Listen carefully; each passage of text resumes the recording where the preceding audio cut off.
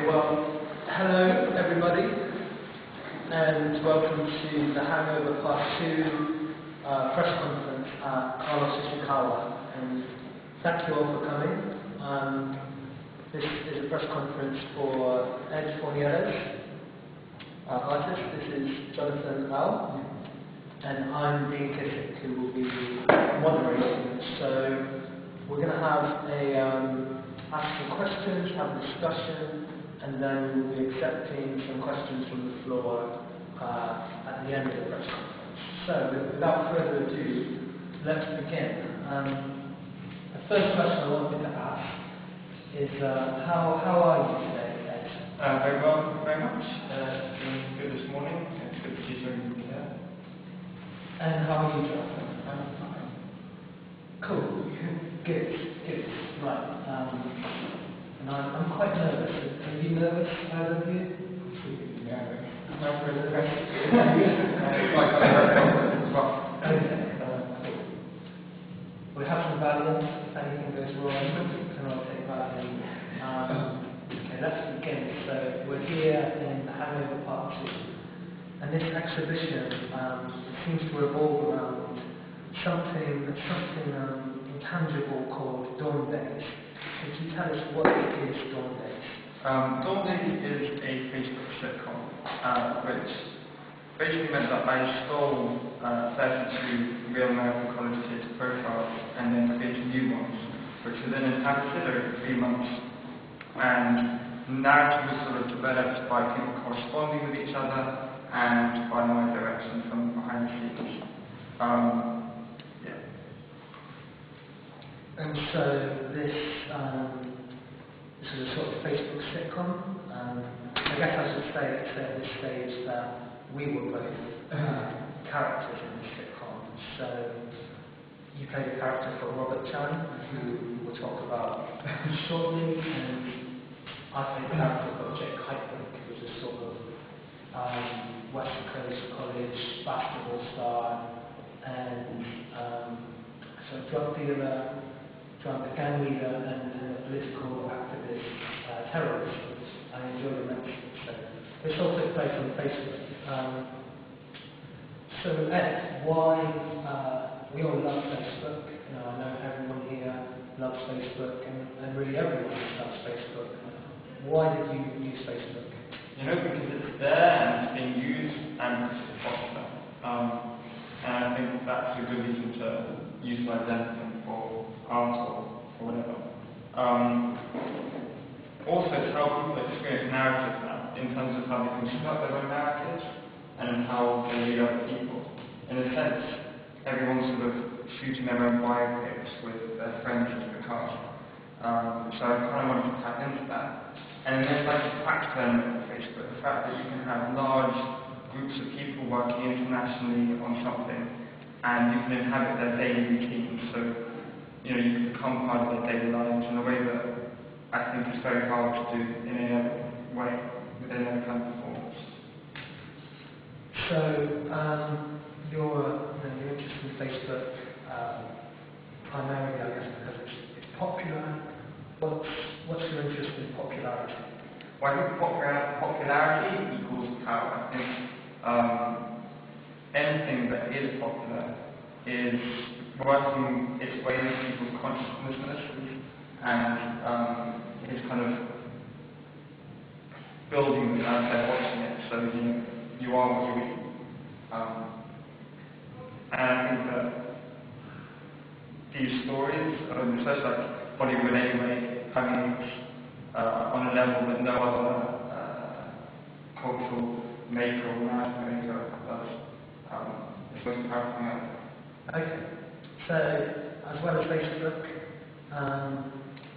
which is on the rise, there's also, I guess, the sitcom and the show all seem to be based in like American pop culture. At a time when America was possibly kind of falling, end of empire. Why did you choose to make so much work about America? I just think the Atlantic Ocean does a great thing. It really simplifies things. That in England it's too close, too personal, and too embroiled in and kind of caught up rather than specifics. Whereas America, I understand an idea rather than as a reality, and therefore it's a lot easier to kind of tap into. I can leave this foreign and kind of wanders around and observe things. And then also it's saying how, I don't know, America may be inclined politically in some ways, but I think, going to what I was saying about Hollywood, they're the biggest cultural exporters out there. And I think if you show the DVD cover of like a classic Hollywood film to anybody, pretty much anyone international, at least anyone in the urban area, they could identify the main characters, probably what those main characters are about, what their relationships are to each other, and probably give you a rough idea about what the plotline will be. Fantastic. So let's talk about the show that's surrounding us and some of the works specifically. To start with, I suppose, let's talk about what used to be here, which is that big rhino on top of 20 elements. I guess we came to the opening, some of us, and strangely on that day, black rhinos declared extinct, which was very bizarre coincidence. But yeah, Clarence, why did you make a rhino? Yeah, because that rhino was extinct on that day, that beast now wrote about rhinos. But apart from that, I think for me it really boils, I mean, several of the works in the show are connected to narratives and characters that were created in zombies. And I think this one is very much kind of entwined with the guy from Mike Quad, who was the White House president. And he was this vicious, bully kind of guy. He waterboarded Rob Chan and did some nasty stuff. And so he was this kind of basic character who took up over within zombies. And during the sequence of events, he became deflated.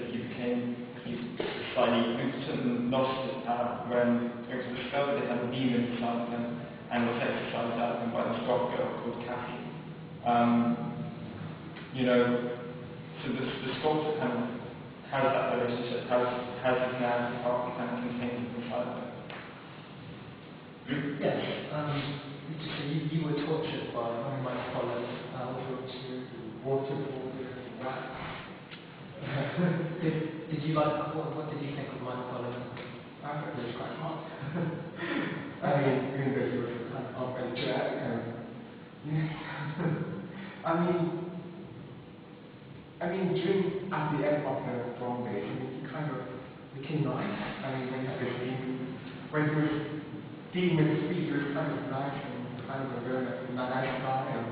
But at the start, he was really mean and horrible, kind of crazy. It was that 5-minute show. So he was like sort of anti-gay. He was kind of like the opposite of me. So we kind of clashed, which was kind of exciting. Cool.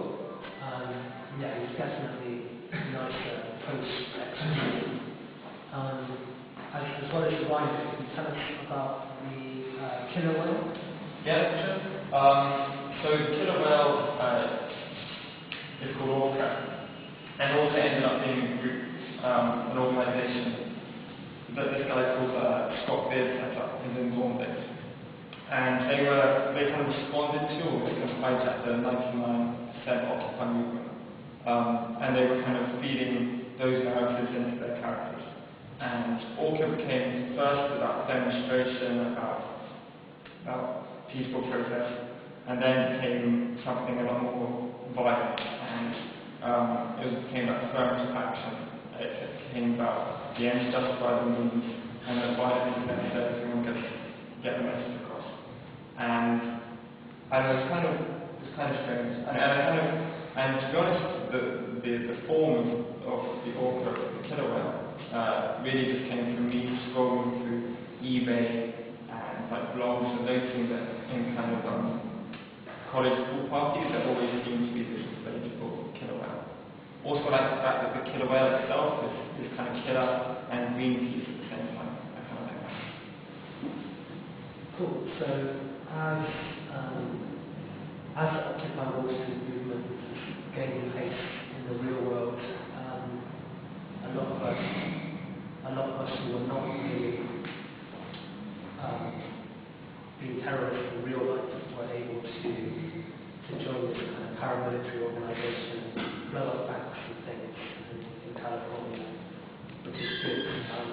what ways, like how does the story, the sitcom, how does it react to reality?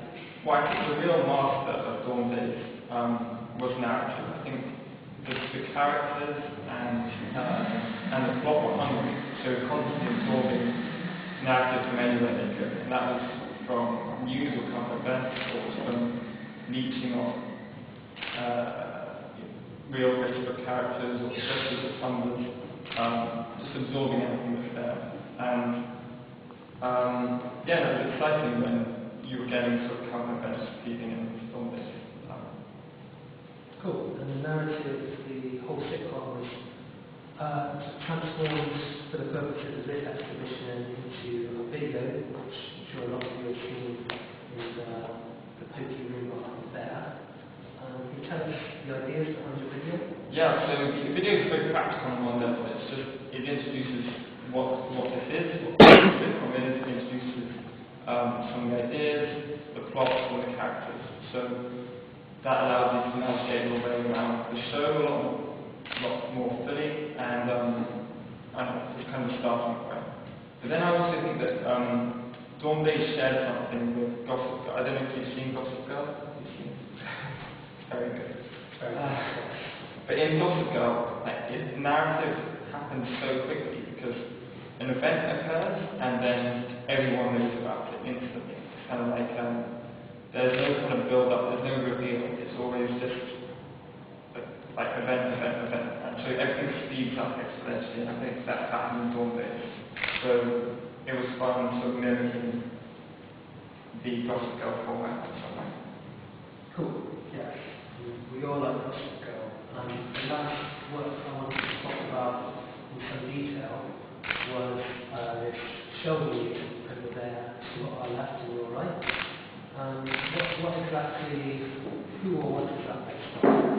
Okay, so that piece is at the center of the screen, which is a hijacked Twitter feed. This is a gay guy who's really into comic books. And so whenever he twitters, it's routed through one of my websites, and then that gets taken into photography work. He's one of about 5 people who are photographer feeds. All of them iconic archetypal characters and so on. Anyway, so during Dawn Days, I kind of asked Jonathan here to pick up on some of that sympathy and incorporate it into his own character. So in some way, the sculptural work is that feedback loop. It's that Twitter feed and Jonathan's characters kind of in view. Cool. So this sculpture is basically about your character. So maybe let's stop talking to Ed. So how did you meet Ed? Basically, he's a casting out, casting director for actors, and I basically joined them. So basically, like I said, the sitcom, I was thinking that's kind of new. It's kind of, it hasn't been done before. And then I searched Ed on the internet, and I thought this guy was kind of exciting. He does kind of out there work, so then from then I was kind of hooked, and then wow, it's been amazing 3 months. Okay, can you tell us about one of my favourite characters in the sitcom, the character you played, Robert Chan, or Robbie as I called him. Can you tell us about Robbie? Wow, he's done quite a lot of things in those 3 months. Basically, he's gay. He's from Laguna Beach, and wow, so I can't speak pinpoint it. I mean, he does a lot of things. I mean, basically Long Days. I mean, he was like an ex-Benboy. He was an ex-model, and he does modeling work. And wow, I mean, he basically he's so out there for gay rights. against the top 8, and because America has a lot of gay rights issues, and basically want to be part of it and to be heard. I mean, trying to have a voice in their life and to see somebody else is kind of exciting, and there's a lot of sex lives and just yeah. Wow. Okay. Yeah, I also found it very liberating. And I miss your days. So how was your personal experience, like having this virtual life? It was absolutely amazing. I mean, I kind of left my own Facebook for like 3 months, and my friends were going, "What is he? You know, where's Jonathan?" I mean, it basically took over my whole life for like 3 months, and I was like so into it because everything's happening in real time. So you kind of have to like do it in like straight away, and you kind of like move, kind of like bag it for like a day or two, and there was quite a lot of good stuff. There was quite a lot of good stories, and thanks to Ed. I mean, he's absolutely amazing with the stories because he kind of let me be who I wanted to be in long days, and to work with my character and to basically go where I wanted to go with it. I mean, like a dancer, a rainbow, a model, to do pop 8, No, it's exciting to see the characters develop. I mean, obviously sometimes I'll be directing them and saying, maybe you should try this or do this, and other times the people inhabiting those people would take control and make their own direction. And yeah, it was interesting to see the people who used it the most became the lead characters essentially. And then the other people who were kind of just filling in became the supporting. So a natural equilibrium sort of occurred. Yeah, I guess you were one of the leaders, which is why Ed invited you here today. Okay, that's great. Maybe quickly the rug on the wall, where did the rug come from? The rug piece is called Animal House and comes from a series of performances on the same title. These were live events which were performances, which installations we built, filmed shots inside of them. But the main emphasis was performance, which was also a party, during which 120 or so people would come. They would be given briefs on performances to do, which were based on college pranks, things like teen vlogs, or like little clips or scenes from films. These unraveled during the night, and kind of the structure ended up falling apart, and it had its own momentum. There was no way that I was controlling anything during those times. And like Dawn Days, it was a content generating machine. So the remnants from that, like Dawn Days, has been incorporated into sculptural works, has been incorporated into the plot of Dawn Days, and is going to have various other lives. Cool. Well, I went to Animal House 1, Animal House 2, which I both enjoyed immensely. You know, I even found love of some sort at one of your events. There's a lot of kind of weird stuff going on. I remember like the live sex show when the man couldn't get an erection. That was quite awkward. That was really awkward. And then there was sort of legal stuff like kind of free drugs, free drinks, but also free drugs. And there was just loads of blood everywhere, both fake blood, but also real blood. And kind of explosions, glass flying through the air, wrestling and vomit, and so yeah, maybe you could tell me about these like terrifying moments. Okay, it is terrifying, and maybe why is that quite exciting, I think. As I said before, there's a build-up, and I can plan on as much as I want to, and then let it go, and things take their own course and have their own momentum.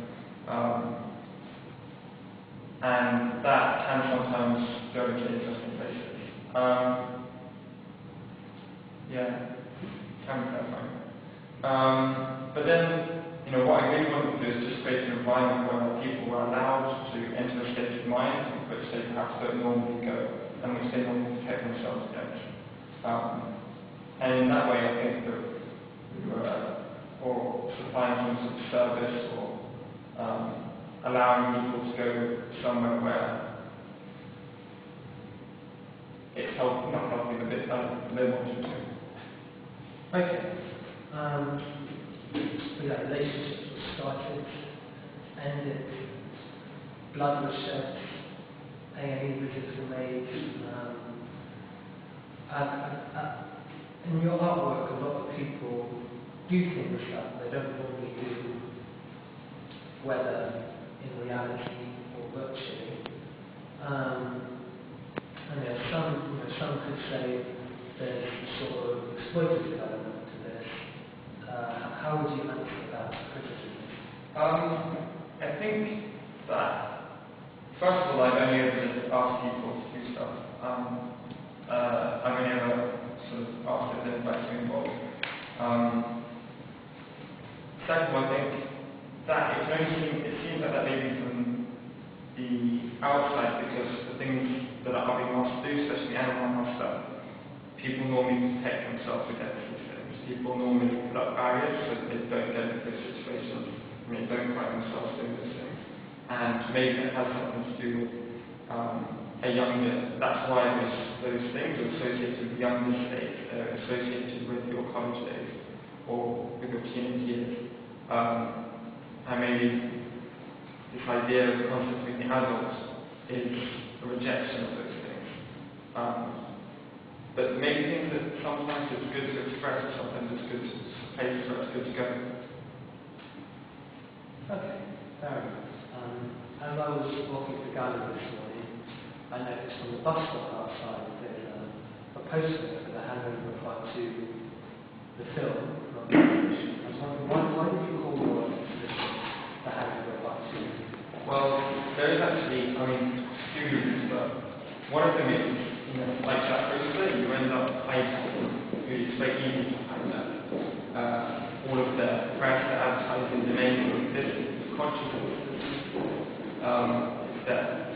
And on another level, I don't think you'll see Hangover Part 2. It's very funny. But in that, there's this character, and he kind of facilitates the other characters going on this adventure, this bender, and he kind of allows them to go into the state of mind where they kind of lose all control, and they go places where they never normally go. So in a way, I think that Alan's character is very much like the Animal House event, or what that tries to do. And beyond that, Part 2, what else influences you in your practice? Watching a lot of films, I think films are very important, and especially when you're doing these shows which are about certain culture, it's great to saturate yourself fully in it. So you stop sort of becoming an observer and start thinking as the genre, as the thing itself. Okay, fantastic.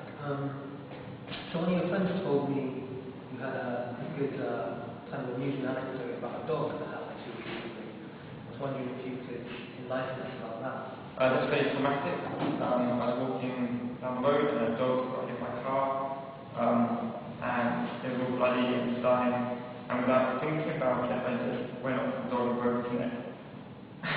And it's horrible. And but what's weird about that is you can take into a state of mind. You can, without even thinking, you work on a level that isn't conscious. And I think that's the idea of what your character is this amalgamation. This idea that you have a free will, but then there's all this other stuff going on, which is dictating your actions, your thoughts, your opinions, everything. So something just took over. Yeah. I like to hear it. What sort of dog was that? I'm not really sure.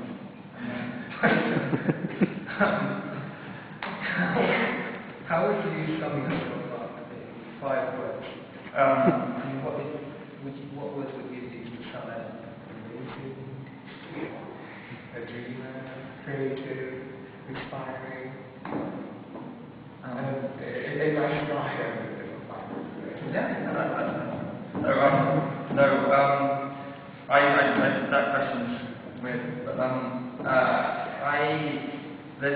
advertising called One Way, and which I really like where certain so a company, they compete for work to try to own them in the marketplace. So like Sony used to perhaps own the word innovation in the 90s, but now Apple does. And it's a constant like bidding to try and inhabit these words. And I think if there's one word that kind of I was excited about, it would be character. Cool. Well, we both enjoyed playing our characters. But why are you so interested in character? I think by inhabiting other characters and by existing, by thinking differently, by making different decisions you would never normally make, by perhaps dressing differently, that affects the way that people respond to you, and therefore that also has an effect on how you respond to other people. And I think by playing these things, you are able to see your own character in belief, and you can see that it is constantly in flux, it's constantly being created and destroyed, it's constantly being put together by its environment. And I think, I envisage in a world that I think it's become as easy as it's ever been to inhabit other characters and to create personas on the internet, and I think that has a knock-on effect. And I think if that was taken to its full extent and everybody were to inhabit a world where it could be anybody at any point, I think almost that being like the next stage of the evolution of how it can maybe turn humanity into a singularity or something, to this sort of understanding as we're around. That's very exciting. Very exciting. We've often in the past, for instance, in magazine shoots, public appearances, we've employed actors to play the role of you. Can you explain why you're finally revealing yourself today? The answer is I didn't want to. But okay, so the reason why I like to use other people as me is because different physicalities are good for expressing different ideas. And I think as the ideas change, then so too will the people who play me.